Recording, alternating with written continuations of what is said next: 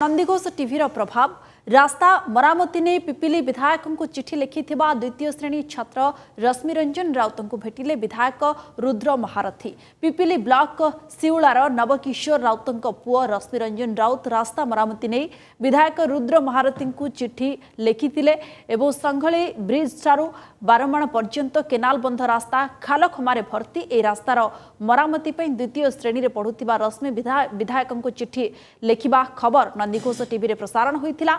ଏହା ପରେ ଆଜି ବିଧାୟକ ନିଜେ ରଶ୍ମି ଓ ତାଙ୍କ ପରିବାର ଲୋକଙ୍କୁ ଡାକି ସକାଳ ଭୋଜନ କରିଥିଲେ ଏବଂ ରଶ୍ମିଙ୍କ ଏହି ପଦକ୍ଷେପ ପାଇଁ ବିଧାୟକ ରୁଦ୍ର ତାଙ୍କୁ ପ୍ରଶଂସା କରିଥିଲେ ଏବଂ ସେ କହିଥିଲେ ଯେ ରାସ୍ତା କାମ ଏବେ ଟେଣ୍ଡର ପ୍ରକ୍ରିୟାରେ ଯାଇଛି। ବର୍ଷା ଦିନ ପରେ କାମ ଆରମ୍ଭ ହେବା ନେଇ ବିଧାୟକଙ୍କ ସୂଚନା ମଧ୍ୟ ରହିଛି। ଏବେ ଟେଣ୍ଡର ପ୍ରକ୍ରିୟାରେ ଅଛି ଏବଂ ନଭେମ୍ବର ଶେଷ ସୁଦ୍ଧା काम सारिबार प्रतिश्रुति देइछन्ति पिपिली विधायक। चिठी ग्रहण करी एवं शिशुटीर उद्यम को प्रशंसा करिछन्ति विधायक। रास्ता मरामती पाई टेंडर पर युद्धकालीन भित्तिरे रास्ता को मरामती करने को विभागीय अधिकारी को निर्देश देइछन्ति विधायक रुद्र प्रताप महारथी। रश्मिଙ୍କ परिवार लोके चिठी संपर्क में नंदीघोष टीवी जानिबा को पाइथिले। सेमाने विधायक को धन्यवाद देवा सहित पुअर काम को भूयसी प्रशंसा करिछन्ति। तुम निजे चिट्ठी लिखिल? आज्ञा काई लिखिल चिट्ठी? रास्ता मरामती भाई तुम के स्कूल रे कहिले कि कौन कहिले निजे लिखिल? आज्ञा केते असुविधा कोन होतला चिट्ठी? पला काधा पड़ी जातला ने कष्ट हदलो करितलो मां बाबू जणे के चिट्ठी लिखला बेले एबे रुद्र को देखा कल केम लगुची? भल होची।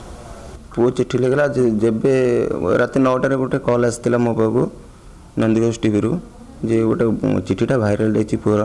मुझे तो बहुत नर्भस होती मुझे कौन चिठी ना रुद्र भाई मो पाखु गोटे चिठीटा लिखिं मुझे भी नर्भस होती। आम पाख सरपंच संगे भी जोगाजोग करी सी कहले ना कि ना आम जा एमएलए संगे कथा होगी आसवा। आज एमएलए संगे कथा लापर केम लागला? हाँ बहुत भल लगिला।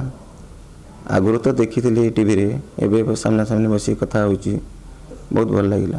वो गाली करिवे ना पुओ शाबाशी देबे? नहीं शाबाश तो दबाक पड़ो कहीं सी समस्त आज कम करने जाऊँ ना। क्लास 2 रो पिला जाको बयस 7 वर्ष हम से साहस करिकी विधायक को चिठी लिखी और विश्वास रखी रुद्र भाई को चिठी लिखी और कम हो पार।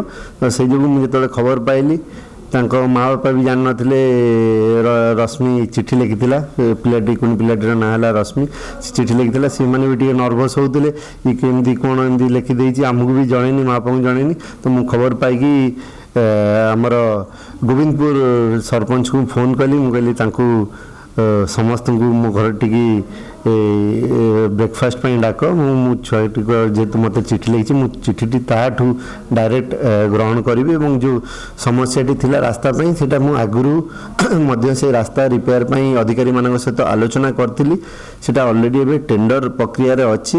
वर्षा सीजन सरला बारे अक्टोबर एंड ना नवेम्बर सुधा से काम आरंभ होबार प्रक्रिया रही है। मु लक्ष्य रखी आम कुनी पिलाटी जिते साहस करी चिठी लिखी मते तार सी शुभ देकी से कामटी को आरंभ कर।